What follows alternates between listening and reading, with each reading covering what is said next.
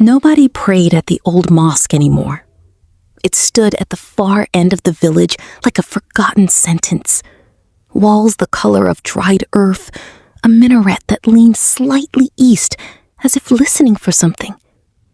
A wooden door so swollen with age it could only be opened with both hands and a little patience. The new mosque was bright and tiled and had a speaker system that carried the adhan all the way to the hills. The old one had only silence. Idris discovered it by accident.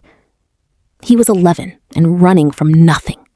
In particular, the restless kind of running boys do when the afternoon is too long and too hot. He pushed the old door open without thinking, stumbled inside, and stopped, cool inside.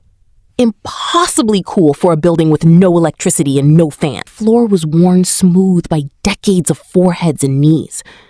The walls held old Arabic calligraphy, faded, but still present, the way a whisper stays in a room long after the person is gone. In the corner, an old man was praying.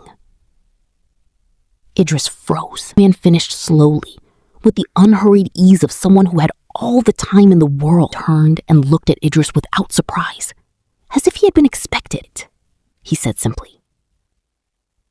Idris sat. His name was Ustaz Hamid. He was 81 years old. He had been praying in this mosque since he was younger than Idris, and he had never stopped simply because everyone else had. But why? Idris asked. The new mosque is better. Ustaz Hamid looked at the worn floor. My father prayed here. His father before him.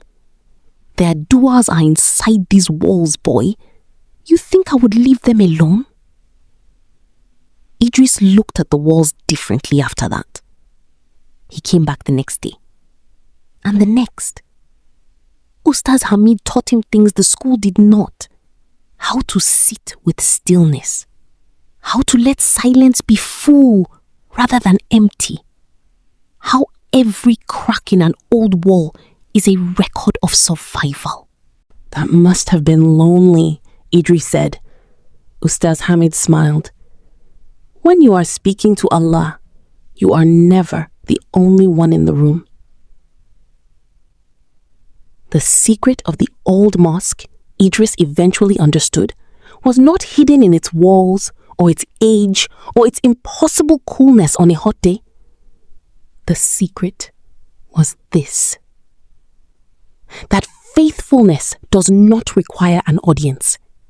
That a man who prays alone in a forgotten place is not forgotten at all. That some doors, swollen and heavy and inconvenient, are worth opening with both hands. The following Ramadan, Idris brought 3 friends. The Ramadan after that, their fathers came. The wooden door was oiled and opened easily now. But Idris always used both hands anyway, out of respect for everything it had held.